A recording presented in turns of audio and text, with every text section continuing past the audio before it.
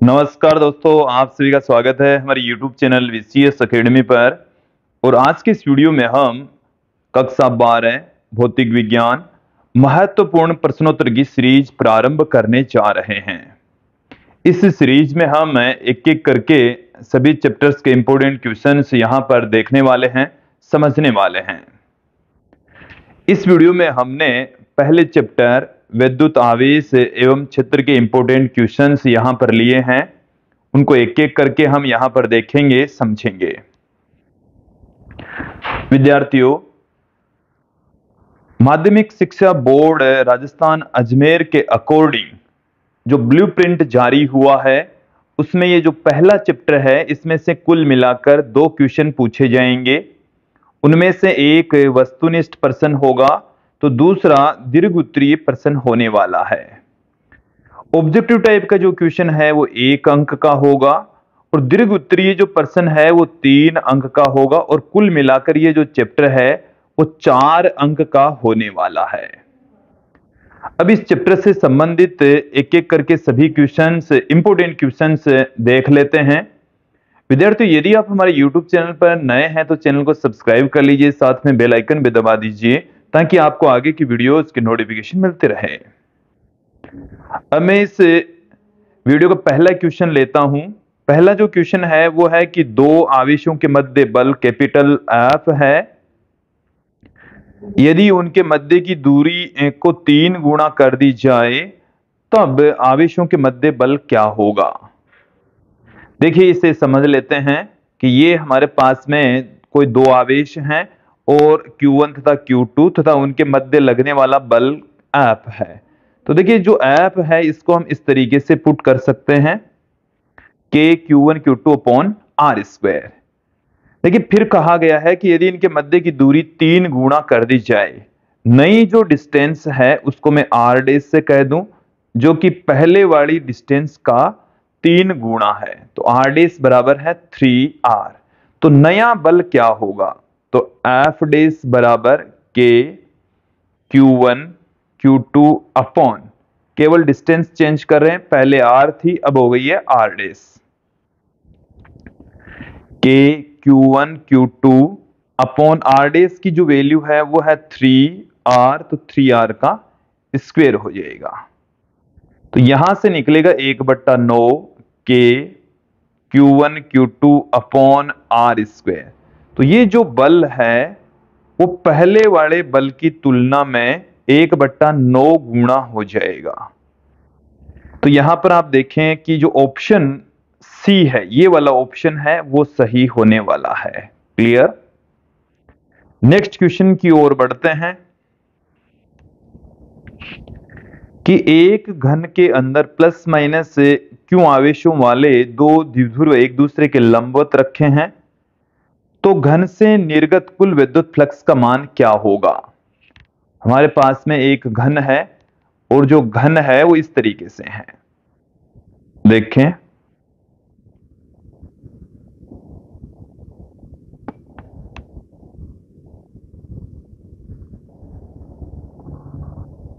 इस तरीके से एक घन है और इसमें जो विद्युत द्विध्रुव है वो एक दूसरे के परपेंडिकुलर इस तरीके से रखे हुए हैं, ऐसे प्लस माइनस इनके ऊपर आवेश हैं। इन दोनों के बीच का जो एंगल है वो कितना है, 90 डिग्री है। तो इस घन से निर्गत विद्युत फ्लक्स कितना होगा, तो विद्यार्थियों इस घन में मौजूद जो आवेश है समेशन Q, इस समेशन Q की जो वैल्यू है वो हो जाएगी 0, क्योंकि प्लस में Q माइनस में Q और फिर प्लस में Q फिर माइनस में Q, तो जो टोटल जो चार्ज है समेशन Q ये 0 हो जाएगा, 0 हो जाएगा। तो कुल आवेश 0 है तो फाई बराबर क्या होता है, summation Q upon epsilon not. तो फाई का जो मान है वो 0 हो जाएगा, 0 हो जाएगा। अब हम नेक्स्ट क्वेश्चन की ओर बढ़ते हैं, अगले क्वेश्चन की ओर बढ़ते हैं। तो देखिए, अगले क्वेश्चन में क्या है कि एक इलेक्ट्रॉन व प्रोटॉन 1 एंगस्ट्रॉम की दूरी पर स्थित हैं, निकाय का द्विध्रुव आघूर्ण कितना होगा। यहां पर एक तो इलेक्ट्रॉन है और दूसरा जो आवेश है वो है प्रोटॉन, और दोनों के बीच की जो डिस्टेंस है वो 1 एंगस्ट्रॉम है। तो विद्युत द्विध्रुव आघूर्ण P बराबर होता है Q इंटू 2a। दोनों में से किसी एक आवेश का परिमाण तो 1.6 गुणा 10 की घात माइनस 19, और दोनों आवेशों के बीच की जो डिस्टेंस है वो है 1 एंगस्ट्रॉम, तो 10 की घात माइनस 10। देन यहां से क्या आ जाएगा हमारे पास में 1.6 गुणा 10 की घात माइनस 29 कूलाम इंटू मीटर। तो देखिए यहां से 1.6 into 10 the power minus 29 coulomb into metre, option C यहां पर सही होने वाला है।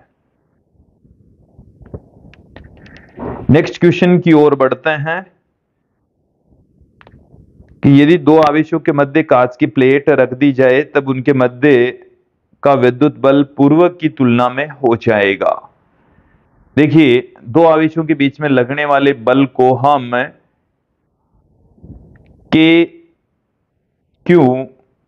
Q1 Q2 upon R square के रूप में लिखते हैं। ये जो K है वो होता है 1/4 पाई एप्सिलॉन नॉट, जब दोनों आवेशों के मध्य निर्वात हो। अब यदि यहां पर हम कोई माध्यम रख दें तो पहले की तुलना में जो बल है वो 1/एप्सिलॉन गुणा हो जाता है, तो एप्सिलॉन यहां पर 1 से अधिक ही होगा, तत्पश्चात जो बल है वो कम हो जाएगा। बल का मान क्या हो जाएगा? कम हो जाएगा। ऑप्शन बी यहां पर सही होने वाला है। फिर देखिए नेक्स्ट क्वेश्चन क्या है, समझेंगे कि एक विद्युत द्विध्रुव को समरूप विद्युत क्षेत्र में रखने पर उस पर निम्न में से कार्यरत होगा। जो हमारे पास में यहां पर एक समान विद्युत क्षेत्र है, तो एक समान विद्युत क्षेत्र को हम समांतर रेखाओं के द्वारा दिखा सकते हैं, और इसमें कोई विद्युत द्विध्रुव है इस तरीके से रखा हुआ है। तो उसके ऊपर हम ये जानते हैं कि ये जैसे प्लस में Q आवेश है, ये माइनस में Q आवेश है, तो इस पर बल भी काम करता है, लेकिन बलों की परिमाण समान होता है, डायरेक्शन एक दूसरे के विपरीत होती है, तो कुल बल तो क्या हो जाता है? शून्य हो जाता है। लेकिन बल युग्म आघूर्ण यहां पर क्रिएट कर देते हैं जो कि Pe sin थीटा के इक्वल होता है। तो यहां पर हमारे पास में देखिए केवल बल आघूर्ण क्रिएट होने वाला है, और वो भी Pe sin थीटा के इक्वल होने वाला है। नेक्स्ट क्वेश्चन की ओर बढ़ते हैं। देखिए अगला जो क्वेश्चन है उसमें हमें क्या कहा गया है कि एक साबुन के बुलबुले को आवेशित करने पर उसकी त्रिज्या, हमारे पास में यहां पर एक साबुन का बुलबुला है, और यदि उसको आवेशित दे दें, जैसे ये हमारे पास में कोई साबुन का बुलबुला है, इसको हम आवेश दे रहे हैं, तो देखिए इसके ऊपर पहले से जैसे कोई सा भी आवेश हो, या इसको पहले से आवेश इस पर हम शून्य लेकर चल रहे हैं, ऋणावेशित करने पर इसको क्या दे दिया हमने? ऋणावेश दे दिया है। इस तरीके से इसको क्या दे दिया? ऋणावेश। तो इन ऋणावेशों के मध्य प्रतिकर्षण बल लगेगा, फलस्वरूप प्रतिकर्षण बल लगने के कारण से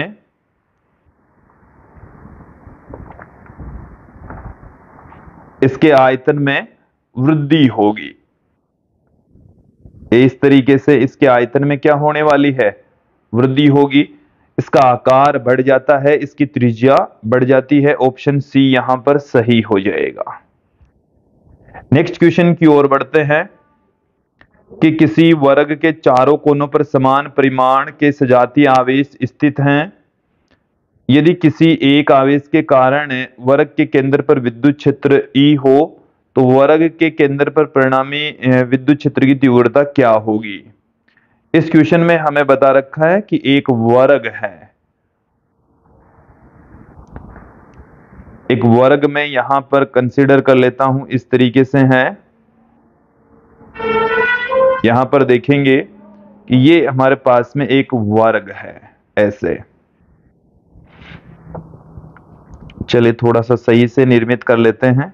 ये हमारे पास में जो वर्ग हैं वो इस तरीके से हैं, और इनके चारों कोनों के ऊपर सजातीय आवेश मौजूद हैं। मैं यहां पर कंसीडर कर लेता हूं कि इसके ऊपर प्लस में Q, इस पर भी प्लस में Q, इस पर भी प्लस में Q और इस शीर्ष के ऊपर भी प्लस में Q आवेश मौजूद हैं। तो देखिए किसी एक आवेश के कारण से जो विद्युत क्षेत्र की तीव्रता है इसके केंद्र पर, तो देखिए यहां से ये इनके विकिरणों का प्रतिच्छेद बिंदु है, तो इस बिंदु के ऊपर यदि मैं बात करूं विद्युत क्षेत्र की तीव्रता इस आवेश के कारण से, इस आवेश की वजह से इस बिंदु पर विद्युत क्षेत्र की तीव्रता E, तो सभी आवेशों के कारण से उत्पन्न विद्युत क्षेत्र की तीव्रताएं E के इक्वल होगी। देखिए ये जो दोनों है, ये वाला E और ये वाला E परिमाण में समान, एक दूसरे की विपरीत दिशा में होते हैं, कुल विद्युत क्षेत्र की तीव्रता 0 हो जाती है। ठीक इसी प्रकार से ये दोनों भी क्या हो जाएंगे, एक दूसरे के विपरीत। तत्पश्चात बिंदु O पर कुल विद्युत क्षेत्र की तीव्रता 0 हो जाएगी। ऑप्शन ए यहां पर सही हो जाएगा। नेक्स्ट क्वेश्चन की ओर बढ़ते हैं कि एक गोले में आवेश Q स्थित है तथा इससे निर्गत जो विद्युत फ्लक्स है वो Q अपॉन एप्सिलॉन नॉट है। गोले की त्रिज्या आदि करने पर निर्गत विद्युत फ्लक्स का मान क्या हो जाएगा।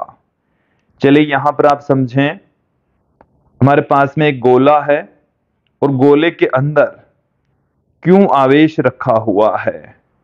गोले में कितना आवेश मौजूद है, Q आवेश मौजूद है। जैसे ये हमारे पास में इस तरीके से एक गोला है और इस गोले के अंदर Q आवेश मौजूद है। यहां पर कितना आवेश मौजूद है, Q। अब यदि इस गोले की रेडियस को हम आधा कर दें, इसकी रेडियस को क्या कर दें, आधा कर दें, पहले की तुलना में इसकी रेडियस क्या हो गई है, अब आधी हो गई है। तो आधी हो गई है तो देखिए यहां से गुजरने वाली विद्युत क्षेत्र रेखाओं की संख्या पर कोई इफेक्ट नहीं पड़ने वाला। पहले जितनी विद्युत क्षेत्र रेखाएं गुजर रही थी उतनी की उतनी ही विद्युत क्षेत्र रेखाएं अब यहां पर गुजरने वाली हैं।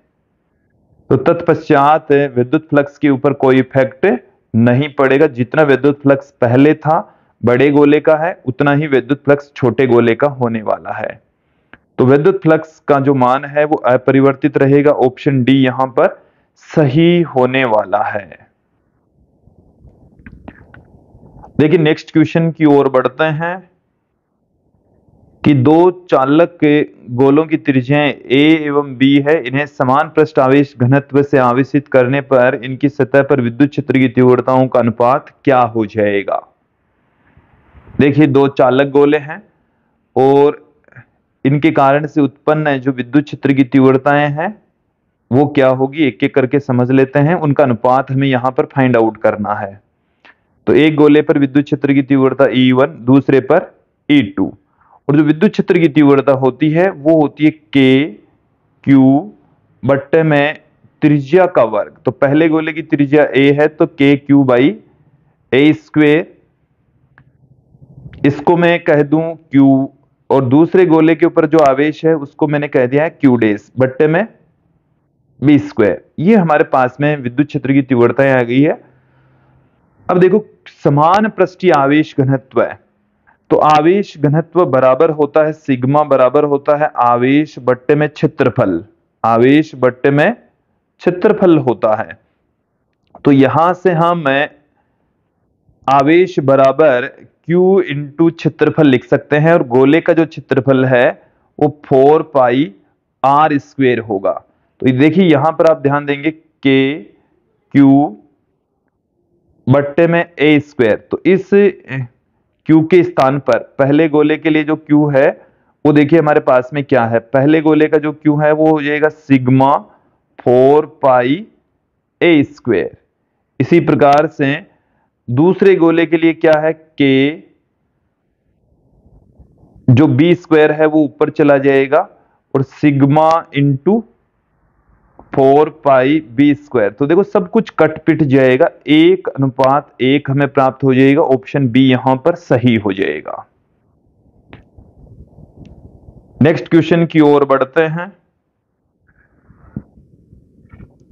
देखिए अगला जो क्वेश्चन है वो क्या है कि विद्युत क्षेत्र की तीव्रता का मात्रक है। तो विद्युत क्षेत्र की तीव्रता E बराबर होती है F अपॉन में Q, देन इसका मात्रक न्यूटन प्रति कूलाम हो जाएगा या वोल्ट प्रति मीटर।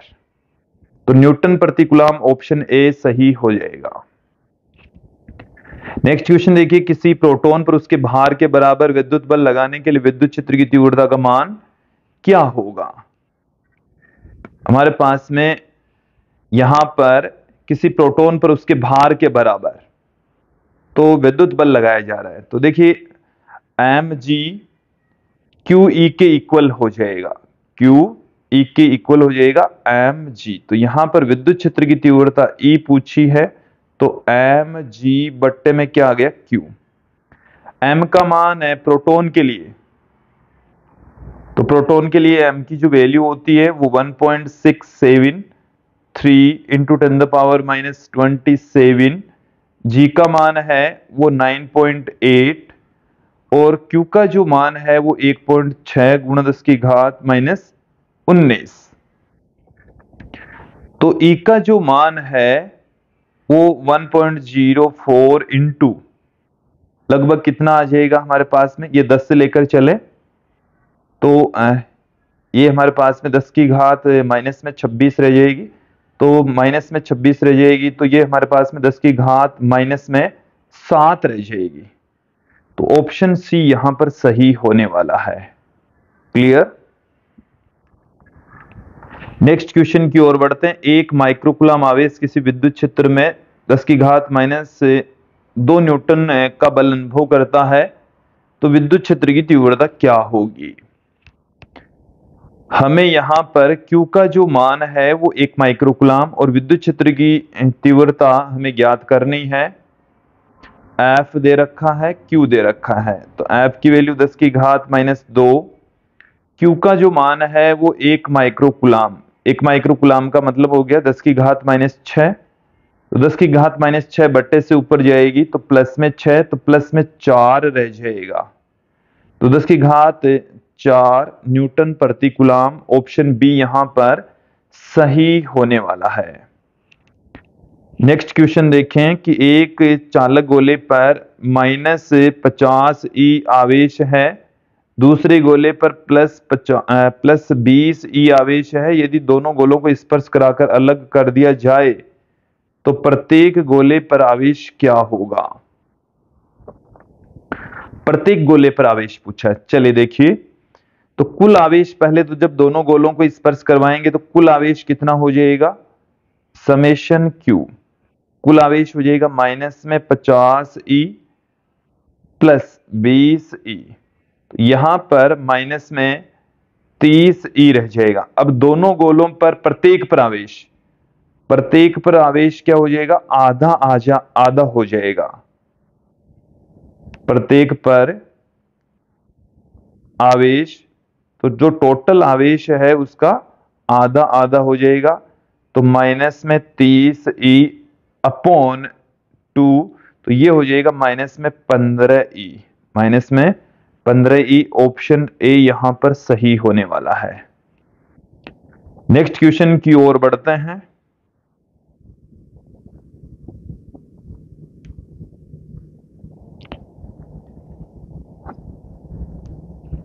देखिए अगला क्वेश्चन क्या है कि प्लस सिग्मा पृष्ठ आवेश घनत्व वाली आवेशित परत के एक ओर से दूसरी ओर जाने पर विद्युत क्षेत्र में परिवर्तन क्या होगा।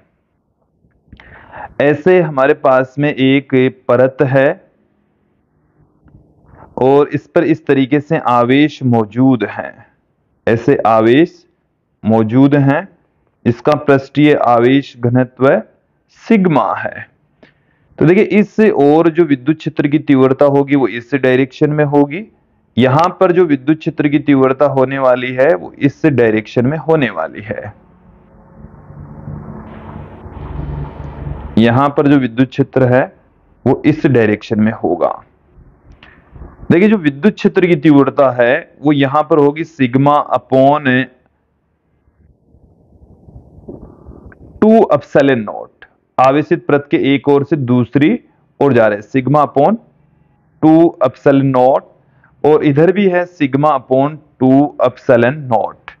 यदि हम इस ओर से इस ओर चले जाएं तो विद्युत क्षेत्र में परिवर्तन क्या होगा। विद्युत क्षेत्र में परिवर्तन क्या होगा। तो इसको मैं नाम दे दूं यहां पर E1, इसको नाम मैं यहां पर दे दूं E2। तो विद्युत क्षेत्र में परिवर्तन हमें यहां पर पूछा है, डेल्टा E बराबर E2 माइनस E1। E2 का जो मान है वो है sigma upon 2 epsilon not, minus में E1 का मान डायरेक्शन अपोजिट होने के कारण से एक और माइनस का साइन यहां पर आ जाएगा। तो 2 सिग्मा अपॉन 2 एप्सिलॉन नॉट, ये आ गया sigma upon epsilon naught. Option B यहां पर सही हो जाएगा। नेक्स्ट जो क्वेश्चन है उसमें पूछा है विद्युत फ्लक्स की विमा। तो देखिए विद्युत फ्लक्स का जो फॉर्मूला है वो क्या होता है, फाई बराबर होता है E इंटू एस। तो यहां से विद्युत क्षेत्र की तीव्रता, इसकी विमा होती है, देखिए इस विद्युत क्षेत्र का भी फॉर्मूला होता है F अपॉन में Q। तो इसकी जो विमा होगी वो M1 L1 T minus 3 A minus 1, और फिर क्षेत्रफल के अकॉर्डिंग इसकी विमा हो जाएगी यहां पर L2। तो फाइनली जो विमा है वो क्या निकल कर आएगी, M1 L3 M1 L3 T minus 3 A minus 1। तो ऑप्शन ए मुझे सही लग रहा है। आप भी एक बार देख लीजिएगा, चेक कर लीजिए। अब देखिए एक एक करके हम अति लघुत्रात्मक यहां पर प्रश्न देखेंगे। विद्यार्थियों, राजस्थान बोर्ड के पाठ्यक्रम के अकॉर्डिंग इस चैप्टर में से एक वस्तुनिष्ठ क्वेश्चन पूछा जाएगा, तो साथ में एक दीर्घ उत्तरीय प्रश्न भी पूछा जाएगा। लेकिन आपको सभी जो अति लघुत्रात्मक प्रश्न है उनको समझने हैं, ध्यान में रखने हैं। तो देखिए यहां पर आप ध्यान देंगे, पहला जो हमारा क्वेश्चन है, एक क्वांटम आवेश का मान लिखिए। तो एक क्वांटम जो आवेश होता है वो इलेक्ट्रॉन के आवेश के इक्वल होता है, और मान होगा 1.6 गुणा 10 की घात माइनस 19 कुलाम। फिर है कि एक कुलाम आवेश में कितने इलेक्ट्रॉन होते हैं। तो देखिए नंबर ऑफ इलेक्ट्रॉन बराबर हो जाएगा Q अपॉन में E। यहां से Q का मान हमें दे रखा है 1, E का मान हम जानते हैं 1.6 गुणा 10 की घात माइनस 19। और देखिए यहां से पॉइंट हटाएंगे तो 10 बट्टे में 16 आ जाएगा, और 10 की घात माइनस 19 जब बट्टे से ऊपर जाएगी तो प्लस में 19। मैंने इसको 18 और एक जीरो यहां पर ले लिया। तो नंबर ऑफ इलेक्ट्रॉन्स कितने आ जाएंगे, 6.25 इंटू 10 पावर 18। फिर देखिए क्या है, अगला जो क्वेश्चन है उसमें पूछा गया है कि आवेश का सीजीएस पद्धति में मात्रक क्या होता है। तो स्टेट कूलाम होता है। क्या होता है, स्टेट कूलाम। स्टेट कूलाम इसका मात्रक होगा। नेक्स्ट क्वेश्चन देखें, बिंदु आवेश के कारण विद्युत क्षेत्र की तीव्रता का सूत्र लिखिए। बिंदु आवेश की वजह से जो विद्युत क्षेत्र की तीव्रता है Q बट्टे में R स्क्वायर होती है। फिर अगले क्वेश्चन के अंदर देखिए हमें क्या पूछा है, एप्सिलॉन नॉट का मान कितना होता है। तो 8.854 गुणा 10 की घात माइनस 12 कूलाम स्क्वायर प्रति न्यूटन इंटू मीटर स्क्वायर। फिर देखिए नेक्स्ट क्वेश्चन क्या है कि विद्युत द्विध्रुव आघूर्ण का मात्रक और विमा लिखिए। पहले तो मैं आपके सामने रख देता हूं इसका सूत्र, विद्युत द्विध्रुव आघूर्ण का फॉर्मूला क्या होता है, फिर हम बात करेंगे इसके मात्रक और विमा की। P बराबर होता है Q इंटू 2A। तो P का मात्रक क्या हो जाएगा, यहां पर सूत्र के अकॉर्डिंग P का मात्रक देखिए कूलाम इंटू मीटर। फिर बात करेंगे P की विमा। तो देखिए P की विमा क्या हो जाएगी, A1 T1 L1, इसकी विमा हो जाएगी। नेक्स्ट क्वेश्चन की ओर बढ़ते हैं कि किसी विद्युत द्विध्रुव की अक्ष एवं निरक्ष पर विद्युत क्षेत्र की तीव्रताओं में क्या संबंध होता है, क्या रिलेशन होगा। तो रिलेशन हम यहां पर जान लेते हैं। पहले तो मैं आपको बता दूं कि अक्ष और निरक्ष पर जो विद्युत क्षेत्र की तीव्रताएं हैं वो होती कितनी है, मान किसके इक्वल होगा। तो देखिए अक्ष पर जो विद्युत क्षेत्र की तीव्रता होती है वो होती है K2P/r³। और निरक्ष पर जो विद्युत क्षेत्र की तीव्रता है वो Kp/r³। तो यहां पर जो अक्ष पर विद्युत क्षेत्र की तीव्रता होती है वो निरक्ष पर विद्युत क्षेत्र की तीव्रता की दुगुनी होती है। निरक्ष पर जो भी विद्युत क्षेत्र की तीव्रता है उसकी 2 टाइम्स होती है। क्लियर? फिर देखिए नेक्स्ट क्वेश्चन की ओर बढ़ते हैं कि आवेश की उपस्थिति व ध्रुवता का पता लगाने वाले उपकरण का नाम बताइए। तो देखिए स्वर्ण पत्र विद्युतदर्शी क्या है? स्वर्ण पत्र विद्युतदर्शी, या आप केवल विद्युतदर्शी लिख देते हैं तो भी ठीक है। तो जो इलेक्ट्रोस्कोप है उसकी सहायता से हम आवेश की उपस्थिति और ध्रुवता का पता लगा सकते हैं। फिर देखिए नेक्स्ट जो क्वेश्चन है वो क्या है कि आवेश का सबसे बड़ा मात्रक क्या होता है? मान लिखिए आवेश का सबसे बड़ा मात्रक होता है फेराडे। क्या होगा? फेराडे। और एक जो फेराडे होता है वो 96,500 कूलाम के इक्वल होता है। 96,500 कूलाम। डी बाई किस भौतिक राशि का मात्रक होता है? तो डी बाई विद्युत द्विध्रुव आघूर्ण का मात्रक होगा। विद्युत द्विध्रुव आघूर्ण, विद्युत द्विध्रुव आघूर्ण का मात्रक होगा। फिर देखिए नेक्स्ट क्वेश्चन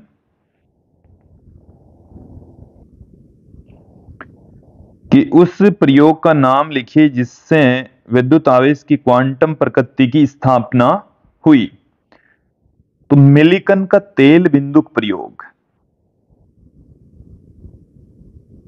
मिलिकन का तेल बिंदुक प्रयोग, तेल बिंदुक प्रयोग। इस प्रयोग की सहायता से आवेश की क्वांटम प्रकृति की स्थापना हुई थी। फिर नेक्स्ट क्वेश्चन की ओर बढ़ते हैं कि दो आवेशों Q1 और Q2 के लिए Q1 Q2 लेस देन 0 तो दोनों आवेशों के मध्य की प्रकृति क्या होगी? तो देखिए यहां पर हमारे पास में दो आवेश हैं और दोनों आवेशों का जो गुणा है वो 0 से छोटा है। दोनों आवेशों का गुणा 0 से छोटा तभी हो सकता है जब दोनों में से एक आवेश तो क्या होगा? पॉजिटिव, तो दूसरा वाला आवेश क्या होगा? नेगेटिव। या जब ये नेगेटिव होगा तो ये वाला क्या होगा? पॉजिटिव। तो उन दोनों बलों के बीच में जो बल की जो प्रकृति है वो आकर्षण प्रकृति का होगा, क्योंकि जब एक बल पॉजिटिव है, सॉरी एक जो आवेश है वो पॉजिटिव तो दूसरा नेगेटिव है, तत्पश्चात जो बल है वो आकर्षण प्रकृति का होने वाला है। नेक्स्ट क्वेश्चन देखिए कि निर्वात की विद्युतशीलता की विमा लिखिए। तो देखिए निर्वात की विद्युतशीलता का जो मात्रक है उसके अकॉर्डिंग हम इसकी विमा पुट कर देते हैं।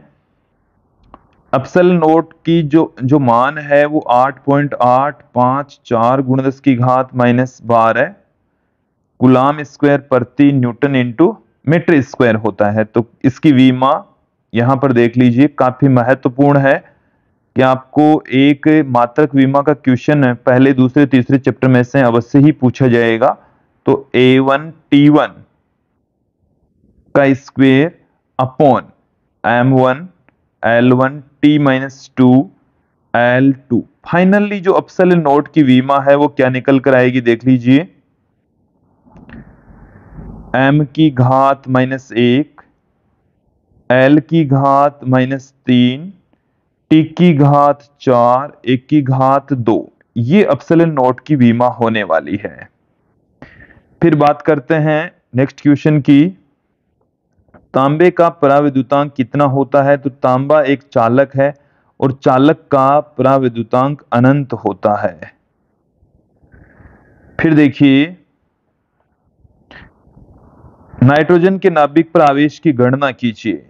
तो नाइट्रोजन का जो नाभिक है उसमें 7 प्रोटॉन और 7 न्यूट्रॉन होंगे।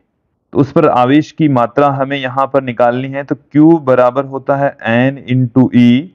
तो 7 आवेश होंगे और एक आवेश का मान 1.6 गुणा 10 की घात माइनस 19, ये हमारे पास में आ जाएगा 11.2 गुणा 10 की घात माइनस 19 कूलाम। नेक्स्ट क्वेश्चन देखिए कि विद्युत क्षेत्र का उदासीन बिंदु से क्या तात्पर्य। तो ऐसा बिंदु जहां पर विद्युत क्षेत्र की तीव्रता शून्य हो, ऐसा बिंदु जहां पर विद्युत क्षेत्र की तीव्रता शून्य हो उदासीन बिंदु कहलाता है। स्थिर आवेशों के चारों ओर उत्पन्न होने वाले क्षेत्र का नाम क्या होगा। तो स्थिर आवेश के चारों ओर उत्पन्न जो विद्युत क्षेत्र है उसको हम विद्युत क्षेत्र कहते हैं। नेक्स्ट क्वेश्चन देखिए कि किसी निकाय में -3 coulomb +3 coulomb, -7 coulomb, -11 coulomb, -19 coulomb और +21 कूलाम आवेश हो तो निकाय पर विद्युत आवेश कितना होगा। टोटल आवेश हमें ज्ञात करना है। तो देखिए कैसे ज्ञात करेंगे, टोटल आवेश जोड़ दीजिए। तो प्लस में 3 कूलाम, माइनस में 7, माइनस में 11, माइनस में 19 और प्लस में 21 कूलाम। देखिए माइनस प्लस का तो कितना हो जाएगा 21 और 3 24, तो प्लस का तो हो गया हमारे पास में 24 कूलाम और माइनस का कितना हो गया 7 और 11 और 19, तो ये हो गया 37। तो ये माइनस का 13 कूलाम आ जाएगा। नेक्स्ट क्वेश्चन देखिए, विद्युत द्विध्रुव के कारण अक्ष या निरक्ष पर विद्युत क्षेत्र की तीव्रता तथा प्रेक्षण बिंदु की द्विध्रुव से दूरी पर निर्भरता बताइए। देखिए हमें निर्भरता पूछी है तो सीधा हम इनके बीच में जो रिलेशन है अभी हमने थोड़ी देर पहले ही आपको बताया है, उसी रिलेशन के जरिए हम समझाएंगे। देखिए अक्ष पर विद्युत क्षेत्र की तीव्रता अक्ष के ऊपर होती है K 2p/r³ और निरक्ष पर K p/r³ और दोनों ही सूत्रों से जो विद्युत क्षेत्र की तीव्रता है वो दूरी के घन के व्युत्क्रमानुपाती होती है। तो निर्भरता ये होगी। नेक्स्ट क्वेश्चन देखें कि एक समरूप आवेशित चालक गोले के कारण विद्युत क्षेत्र की तीव्रता किन स्थितियों में शून्य होती है। तो आवेशित चालक गोले के अंदर कब होगी, गोले के अंदर साथ में अनंत पर। इसको क्लियर कर लेना, गोले के अंदर भी विद्युत क्षेत्र की तीव्रता कितनी है 0 और अनंत पर भी विद्युत क्षेत्र की तीव्रता कितनी होगी 0 होगी। नेक्स्ट क्वेश्चन देखिए कि एक समरूप आवेशित अचालक परत के कारण विद्युत क्षेत्र की तीव्रता को दूरी के साथ में आलेखित कीजिए। तो पहले तो हम यहां पर देख लेते हैं कि जो विद्युत क्षेत्र की तीव्रता है वो होती कितनी है, फिर हम आलेखित करेंगे। तो देखो समरूप आवेशित अचालक परत के कारण से जो विद्युत क्षेत्र की तीव्रता है वो σ/2ε0 होती है। हम इसको इस तरीके से भी पुट कर सकते हैं कि जो विद्युत क्षेत्र की तीव्रता है वो R पर डिपेंड नहीं करती। तत्पश्चात इनका जो ग्राफ है वो देखिए किस तरीके का आने वाला है। ऐसा ग्राफ हमें मिलने वाला है, एक तरफ हम लेकर चल रहे हैं E, दूसरी तरफ हम लेकर चल रहे हैं R, तो ऐसा ग्राफ हमें प्राप्त होगा, मिलेगा। नेक्स्ट क्वेश्चन देखिए कि विद्युत फ्लक्स को परिभाषित कीजिए और बताइए कि यह सदिश राशि है या अदिश राशि है। तो देखिए विद्युत क्षेत्र के लंबवत रखे एकांक पृष्ठीय क्षेत्रफल में से गुजरने वाली विद्युत क्षेत्र रेखाओं की संख्या विद्युत फ्लक्स कहलाती है और विद्युत फ्लक्स फाई बराबर होता है E vector dot S vector. तो ये दो सदिशों का अदिश गुणनफल होता है। तत्पश्चात जो फाई है वो एक अदिश भौतिक राशि होती है। कैसी भौतिक राशि है, अदिश भौतिक राशि।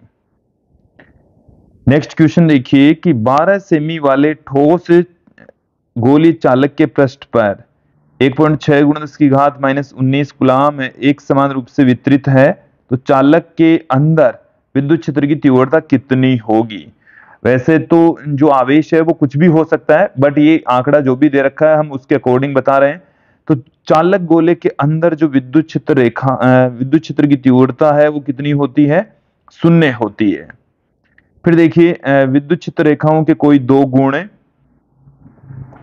तो देखिए विद्युत क्षेत्र रेखाओं के गुणों में आप देखेंगे कि पहला गुण है कि विद्युत क्षेत्र रेखा के किसी बिंदु पर खींची गई स्पर्श रेखा विद्युत क्षेत्र की दिशा को व्यक्त करेगी। 2 विद्युत क्षेत्र रेखाएं कभी भी एक दूसरे को प्रतिच्छेद नहीं करती, क्योंकि कटान बिंदु पर विद्युत क्षेत्र की 2 दिशाएं होगी, जो कि संभव नहीं है। अब देखिए विद्यार्थियों, कुछ दीर्घ उत्तरीय प्रश्न हमने आपके सामने रखे हैं। ये जो प्रश्न हैं इनमें से एक क्वेश्चन बोर्ड एग्जाम में पूछे जाने की प्रबल संभावना है। तो इन सभी क्वेश्चन को, 4 क्वेश्चन हमारे सामने हैं, एक एक करके इन चारों क्वेश्चंस को एक बार मैं आपको बता दूं, फिर समझेंगे कि विद्युत द्विध्रुव की परिभाषा दीजिए। पहले तो हमारे को इलेक्ट्रिक डाइपोल की डेफिनेशन देनी है, फिर एक विद्युत द्विध्रुव के कारण से उसकी विषुवतीय तल पर स्थित किसी बिंदु पर परिणामी विद्युत क्षेत्र की तीव्रता का व्यंजक ज्ञात कीजिए, आवश्यक चित्र बनाइए। देखो ये जो विषुवतीय तल है, ये जो आप वर्ड आप देख रहे हैं यहां पर विषुवतीय तल, इस विषुवतीय तल का मतलब होता है निरक्ष। क्या होता है, आपको निरक्ष पर विद्युत क्षेत्र की तीव्रता ज्ञात करनी है। ठीक है, साथ में हमें देखिए आपको यह ध्यान रखना है कि अक्ष और निरक्ष दोनों में से एक क्वेश्चन पूछे जाने की संभावना है। कई बार क्वेश्चन रिपीट भी हो जाते हैं। इसके साथ में जो बाकी की जो 3 क्वेश्चन हमने दिखाए हैं वो तीनों ही क्वेश्चन गाउस के नियम पर आधारित हैं। इसमें क्या होता है, कई बार छोटा सा एक क्वेश्चन पहले पूछ लेते हैं कि जैसे कि विद्युत क्षेत्र की तीव्रता को परिभाषित कीजिए। जैसे ऐसा पूछ लिया, विद्युत स्थिर विद्युत के लिए गाउस का नियम लिखिए। फिर उसमें देखो 1 नंबर का, फिर उसमें 2 नंबर का पूछा जाएगा। तो गाउस के नियम की सहायता से अनंत लंबाई के एक समान आवेशित सीधे तार के कारण से विद्युत क्षेत्र की तीव्रता का व्यंजक पूछा जा सकता है। गोलीय कोष के कारण से विद्युत क्षेत्र की तीव्रता का सूत्र पूछा जा सकता है। देखिए प्रेक्षण बिंदु जब गोलीय कोष के बाहर हो, अंदर स्थित हो और गोलीय कोष के कारण से दूरी के साथ में विद्युत क्षेत्र की तीव्रता का परिवर्तन का ग्राफ भी पूछा जा सकता है। चौथा जो प्रश्न है कि अपरिमित चालक परत के कारण से भी विद्युत क्षेत्र की तीव्रता पूछी जा सकती है। वैसे ये लास्ट ईयर पूछी जा चुकी है। तो ये जो क्वेश्चन है आपको चारों ही क्वेश्चन अच्छे से समझने हैं। वैसे लास्ट ईयर जो क्वेश्चन बल आघूर्ण वाला क्वेश्चन पूछा गया, तो यहाँ पर जो क्वेश्चन है अब की बार बोर्ड एग्जाम में पूछे जाने की जो संभावना है वो यहाँ पर सबसे ज्यादा जो संभावना है वो ये पहला पार्ट है। कौन सा पार्ट है, पहले पार्ट में से क्वेश्चन पूछे जाने की संभावना, पहले और दूसरे क्वेश्चन में से क्वेश्चन पूछे जाने की ज्यादा संभावना है। ये काफी महत्वपूर्ण है, इसको आप अच्छे से याद कर लीजिए। ये भी काफी महत्वपूर्ण है, इसे भी आप अच्छे से याद कर लेंगे, क्लियर कर लेंगे। तो विद्यार्थी ये जो चारों क्वेश्चन है, लास्ट के जो 4 क्वेश्चन है, इनके सॉल्यूशन हमने इस वीडियो के डिस्क्रिप्शन में दे रखे हैं, वहां पर जाकर आप इनको देख सकते हैं, समझ सकते हैं। डिस्क्रिप्शन में हमने हमारे ऐप की लिंक भी दे रखी है, वहां पर जाकर इस प्रश्न पत्र की ये जो महत्वपूर्ण क्वेश्चन आंसर है इसकी आप पीडीएफ प्राप्त कर सकते हैं, फ्री में डाउनलोड कर सकते हैं। तो विद्यार्थी ये था हमारा वीडियो जिसमें आपने कुछ महत्वपूर्ण क्वेश्चन आंसर यहां पर देखे, समझे, और मुझे उम्मीद है कि ये जो सभी क्वेश्चंस हैं वो आपको समझ में आ गए होंगे। आप इनको समझते हुए सोल्व करेंगे तो आपके लिए अच्छा रहेगा, इन फ्यूचर आपके बोर्ड एग्जाम में भी अच्छा रहेगा। इस वीडियो में इतना ही, नेक्स्ट वीडियो में जल्दी ही मिलेंगे। धन्यवाद दोस्तों।